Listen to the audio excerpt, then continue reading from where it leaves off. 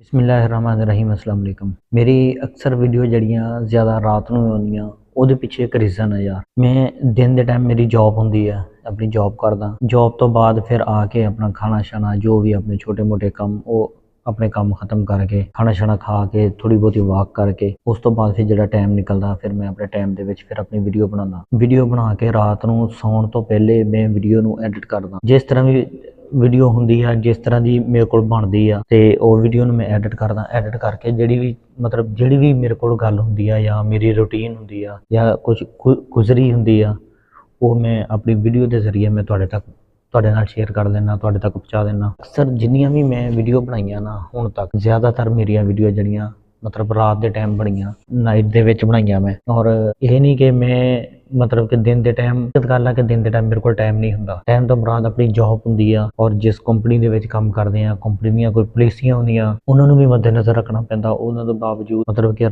ਦਿਨ ਦੇ ਟਾਈਮ ਅਸੀਂ ਆਪਣੀ ਕੰਪਨੀ ਦੇ ਵਿੱਚ ਜਿਹੜਾ ਵੀਡੀਓ ਮੈਂ ਆਪਣੀ ਜ਼ਾਤ ਦੀ ਮੈਂ ਆਪਣੀ ਖੁਦ ਗੱਲ ਕਰ ਰਿਹਾ ਕਿ ਮੈਂ ਜੌਬ ਦੇ ਟਾਈਮ ਵੀਡੀਓ ਜਿਹੜੀ ਬਣਾਉਣਾ ਉਹ ਮੈਂ ਪਸੰਦ ਨਹੀਂ ਕਰਦਾ, ਕਿਉਂਕਿ ਮੇਰੀ ਵਜ੍ਹਾ ਤੋਂ ਅਗਰ ਕੰਪਨੀ ਨੂੰ ਕੋਈ ਮਸਲਾ ਬਣਦਾ ਜਾਂ ਕਿ ਮੇਰੀ ਜੌਬ ਨੂੰ ਕੋਈ ਮਸਲਾ ਬਣਦਾ, ਇਹ ਚੀਜ਼ ਬਿਲਕੁਲ ਵੀ ਅੱਛੀ ਨਹੀਂ ਹੈ। ਔਰ ਜਿਹੜੀ ਕਿ ਮੈਂ ਬਾਹਰ ਵੀਡੀਓ ਬਣਾ ਸਕਦਾ ਉਹ ਮੈਂ ਆਪਣੀ ਕੰਪਨੀ ਦੇ ਅੰਦਰ ਨਹੀਂ ਮੈਂ ਬਣਾ ਸਕਦਾ, ਕਿਉਂਕਿ ਇੱਕ ਬੰਦਾ ਜਿਹੜਾ ਇੱਕ ਚੀਜ਼ ਤੇ ਕੰਮ ਕਰ ਰਿਹਾ ਹੁੰਦਾ ਨਾ ਉਹਦੀਆਂ ਲੱਤਾਂ ਖਿੱਚਣ ਵਾਲੇ ਬਹੁਤ ਜ਼ਿਆਦਾ ਹੁੰਦੇ ਆ। ਇਸ ਵਜ੍ਹਾ ਤੋਂ ਮੈਂ ਆਪਣੀ ਕੰਪਨੀ ਦੇ ਵਿੱਚ ਰਹਿ ਕੇ ਜਿਹੜੀ ਵੀਡੀਓ ਬਣਾਉਣਾ ਨਾ ਮੈਂ ਮੁਨਾਸਬ ਨਹੀਂ ਸਮਝਦਾ। ਇਸ ਤੋਂ ਅਕਸਰ ਜਿਹੜੀਆਂ ਮੇਰੀਆਂ ਜ਼ਿਆਦਾਤਰ ਵੀਡੀਓ ਆ ਨਾ ਉਹ ਫਿਰ ਮੈਂ ਰਾਤ ਨੂੰ ਬਣਾਉਣਾ, ਰਾਤ ਨੂੰ ਸ਼ੂਟ ਕਰਦਾ। ਜਿਹੜੀ ਆਪਣੀ ਦਿਲ ਦੀ ਗੱਲ ਹੁੰਦੀ ਆ ਮੈਂ ਤੁਹਾਡੇ ਨਾਲ ਸ਼ੇਅਰ ਕਰ ਦਿੰਦਾ। ਸ਼ੇਅਰ ਕਰਕੇ ਤੇ ਜਿਸ ਤਰ੍ਹਾਂ ਦੀ ਮੇਰੇ ਕੋਲ ਚੰਗੀ ਮਾੜੀ ਕਿ ਐਡਿਟ ਹੁੰਦੀ ਆ, ਐਡਿਟ ਕਰਕੇ ਤੇ ਜਿਸ ਤਰ੍ਹਾਂ ਵੀਡੀਓ ਜਿਹੜੀ ਹੁੰਦੀ ਆ ਤੁਹਾਡੇ ਅੱਗੇ ਪੇਸ਼ ਕਰ ਦਿੰਦਾ। ਤੁਹਾਨੂੰ ਅੱਛੀ ਵੀ ਲੱਗਦੀ ਆ, ਕਈਆਂ ਨੂੰ ਬੁਰੀ ਵੀ ਲੱਗਦੀ ਹੋਣੀ ਆ। ਜ਼ਾਰੀ ਗੱਲ ਅੱਜ ਹਰ ਇਨਸਾਨ ਦੀ ਸੋਚ ਇੱਕ ਜੈਸੀ ਨਹੀਂ ਹੁੰਦੀ, ਠੀਕ ਆ। ਇਸ ਟਾਈਮ ਮੈਂ ਫਿਰ ਰਾਤ ਦੇ ਟਾਈਮ ਵੀਡੀਓ ਬਣਾ ਰਿਹਾ। ਮੈਂ ਆਪਣੀ ਕੰਟੀਨ ਦੇ ਵਿੱਚ ਬੈਠਾ ਸੀਗਾ, ਮੇਰੇ ਨਾਲ ਕਿ ਕੋਈ ਨਹੀਂ ਹੈਗਾ, ਮੈਂ ਇਕੱਲਾ ਹੀ ਬੈਠਾ ਬਿਲਕੁਲ। ਕੰਟੀਨ ਇਸ ਟਾਈਮ ਖਾਲੀ ਹੈ।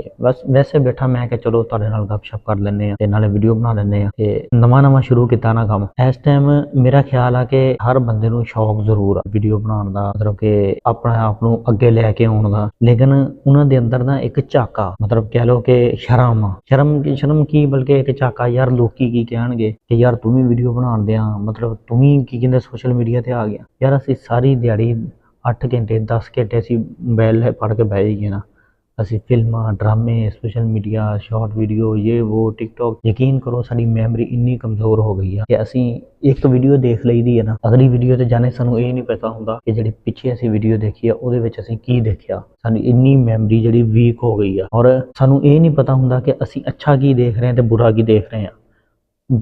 5 ਘੰਟੇ ਵੀ ਇੱਕ ਮਿਸਾਲ ਦੇ ਤੌਰ ਤੇ ਚਲਾ ਲੈਂਦੇ ਨਾ, ਮੋਬਾਈਲ ਟਿਕਟੌਕ ਦੇਖ ਲਈਆ, ਕੋਈ ਵੀ ਚੀਜ਼ ਦੇਖ ਲਈ, 5 ਘੰਟੇ ਤੱਕ ਵੀ ਬੈਠੇ ਰਹੇ ਨਾ ਤੇ ਉਹਨਾਂ ਨੂੰ ਪਰਵਾਹ ਨਹੀਂ ਹੈ। ਉਹੀ ਅਗਰ ਮਸਜਿਦ ਦੇ ਵਿੱਚ ਅੱਲਾ ਦੀ ਘਰ ਜਾ ਕੇ ਉਹਨਾਂ ਨੂੰ 5-10 ਮਿੰਟ 15 ਮਿੰਟ 20 ਮਿੰਟ ਬਹਿਣਾ ਪੈ ਗਿਆ ਨਾ ਤੇ ਯਕੀਨ ਕਰੋ ਕਿ ਉਹਨਾਂ ਨੂੰ ਨਾ ਇਸ ਤਰ੍ਹਾਂ ਹੁੰਦੀ ਆ ਕਿ ਜਿਸ ਤਰ੍ਹਾਂ ਪਤਾ ਨਹੀਂ ਅਸੀਂ ਸਦੀਆਂ ਗੁਜ਼ਾਰਤੀਆਂ। ਹਾਲਾਂਕਿ ਹੱਥ ਦੇ ਵਿੱਚ ਮੋਬਾਈਲ ਆ, ਸੋਸ਼ਲ ਮੀਡੀਆ ਦੇਖਦੇ ਆ 8-8 10-10 ਘੰਟੇ, ਯਾਰ ਸਾਰਾ ਦਿਨ ਗੁਜ਼ਰ ਜਾਂਦਾ ਔਰ ਅਸੀਂ ਆਪਣੀ ਮੈਮਰੀ ਵੀਕ ਕਰ ਰਹੇ ਹਾਂ। ਯਾਰ ਸਾਨੂੰ ਇਸ ਚੀਜ਼ ਦੀ ਪਰਵਾਹ ਹੀ ਨਹੀਂ ਹੈਗੀ। ਇੱਕ ਚੀਜ਼ ਦੇਖ ਕੇ ਮੈਂ ਤੁਹਾਨੂੰ ਪਹਿਲੇ ਵੀ ਇਹੀ ਗੱਲ ਕੀਤੀ ਆ ਕਿ ਇੱਕ ਵੀਡੀਓ ਦੇਖ ਕੇ ਅਸੀਂ ਅਗਲੀ ਵੀਡੀਓ ਤੇ ਜਾਂਦੇ ਆ ਨਾ, ਸਾਨੂੰ ਇਹ ਨਹੀਂ ਪਤਾ ਹੁੰਦਾ ਕਿ ਜਿਹੜੀ ਪਿੱਛੇ ਅਸੀਂ ਵੀਡੀਓ ਦੇਖੀ ਆ ਉਹਦੇ ਵਿੱਚ ਅਸੀਂ ਕੀ ਦੇਖਿਆ ਔਰ ਉਹਦੇ ਵਿੱਚ ਅਸੀਂ ਕੀ ਸਿੱਖਿਆ, ਕੀ ਹਾਸਲ ਕੀਤਾ, ਕਿਸੇ ਨੂੰ ਕੋਈ ਨਹੀਂ ਪਤਾ। ਔਰ ਅੱਜ ਕੱਲ੍ਹ ਸੋਸ਼ਲ ਮੀਡੀਆ ਦਾ ਦੌਰ ਆ ਔਰ ਟਿਕਟੌਕ ਤੇ ਯਕੀਨ ਕਰੋ ਕਿ ਐਸੀ ਫਹਾਸ਼ੀ ਹੁੰਦੀ ਆ। ਦਾਰਾ ਅੱਲਾਹ ਪਾਕ ਮਾਫ ਕਰੇ, ਉਹਨਾਂ ਨੂੰ ਹਿਦਾਇਤ ਦੇਵੇ। ਕਿ ਮੇਰਾ ਖਿਆਲ ਹੈ ਕਿ ਕੱਲ ਨੂੰ ਉਹਨਾਂ ਦੀ ਅਗਰ ਔਲਾਦ ਦੇਖੇਗੀ ਨਾ ਤੇ ਉਹ ਉਹਨਾਂ ਨੂੰ ਪੁੱਛੇਗੀ ਜ਼ਰੂਰ, ਆਪਣੇ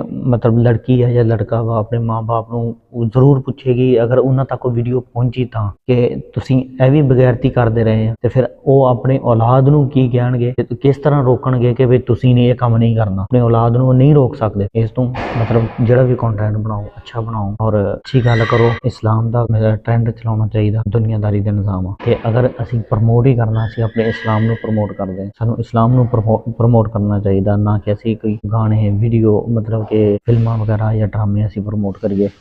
ਤੇ ਅੱਜ ਦੀ ਮੇਰੀ ਵੀਡੀਓ ਇੱਥੇ ਤੱਕ ਆ। ਅਗਰ ਮੇਰੀ ਕੋਈ ਗੱਲ ਤੁਹਾਨੂੰ ਅੱਛੀ ਲੱਗੀ ਆ ਜਾਂ ਮੇਰੀ ਕੋਈ ਗੱਲ ਬੁਰੀ ਵੀ ਲੱਗੀ ਹੈ ਨਾ, ਫਿਰ ਵੀ ਤੁਸੀਂ ਕਮੈਂਟਸ ਕਰਕੇ ਮੈਨੂੰ ਦੱਸਣਾ ਜ਼ਰੂਰ ਆ ਕਿ ਇਹ ਤੇ ਜਿਹੜੀ ਗੱਲ ਆ ਨਾ ਤੂੰ ਸਹੀ ਨਹੀਂ ਕੀਤੀ, ਸਾਨੂੰ ਪਸੰਦ ਨਹੀਂ ਆਈ, ਤੇ ਮੈਂ ਉਹਦੀ ਮਾਜ਼ਰਤ ਵੀ ਕਰ ਲਵਾਂਗਾ। ਅਗਰ ਕੋਈ ਗੱਲ ਅੱਛੀ ਲੱਗੀ ਆ ਤੇ ਆਪਣੇ ਦੋਸਤਾਂ ਨਾਲ, ਆਪਣੇ ਫੈਮਿਲੀ ਮੈਂਬਰ ਦੇ ਨਾਲ ਗੱਲ ਸ਼ੇਅਰ ਜ਼ਰੂਰ ਕਰ ਦੇਣਾ। ਕਿ ਮਿਲਦੇ ਆ ਅੱਗੇ ਕਿਸੇ ਨਵੀਂ ਵੀਡੀਓ ਦੇ ਨਾਲ। ਮੁਹੰਮਦ ਉਸਮਾਨ ਨੂੰ ਦਿਓ ਇਜਾਜ਼ਤ। ਅੱਲਾਹ ਹਾਫਿਜ਼। ਪਾਕਿਸਤਾਨ ਜ਼ਿੰਦਾਬਾਦ।